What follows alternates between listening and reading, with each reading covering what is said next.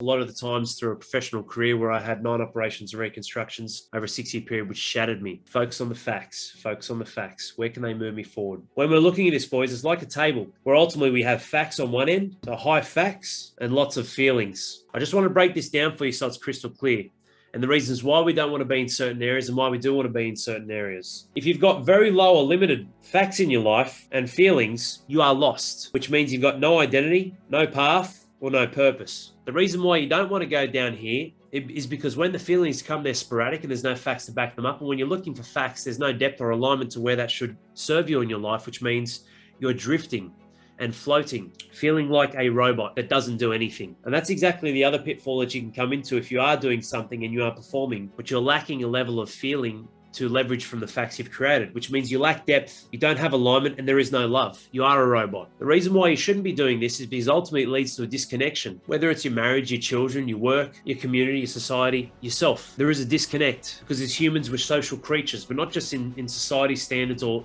hits of dopamine through social media, through feeling connection in what we're connected to in life. Your internal environment is connected to the external environment. So you're connecting this out to this, what's going on inside of your head and your heart to the real world. So you can't have a high set of facts, boys, but ultimately have no feelings that come with it. Now, on the flip side, if you're someone who just lives in the area, in the land, in the zone of having lots of feelings, ultimately you live in fantasy land. Like I said before, you'll have past, pleasure, or pain. That's where you'll be living. What was the pleasure? Oh, that was nice. I'm just going to live there. I'm just going to sit there, box that up, and I'm going to use the now. I'm going to steal lots of nows. I'm never going to be present because I'm living in the past. Or I've got pain, not pleasure, which means I'm going to box that up and become jaded and turn everyone away, including my family, through self-sabotaging and in ways that justifies my position and gives me control again because I can control one thing, which is anger. That's a level of control. It's a pleasure. Like you're not controlling your anger is a form of control. You're letting it go. You're letting it go fly. You're letting it loose. And that gives you certainty because it's familiar. This is where emotions can wreak havoc.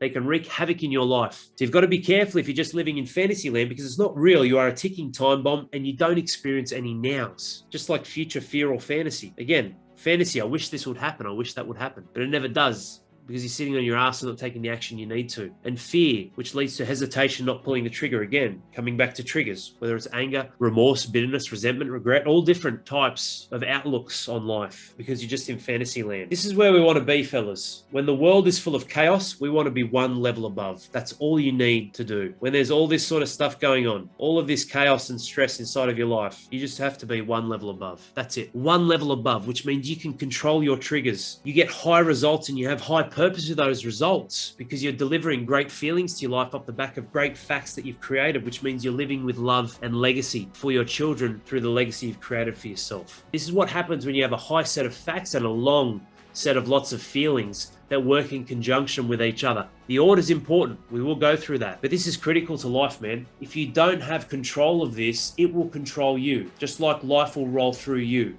Life will use your levers of feelings, the wrong set of facts, the way that the human brain can create fantasies and pleasure and pain, fear, and all the different moving parts in the past and the future that take you away from being right here in the now.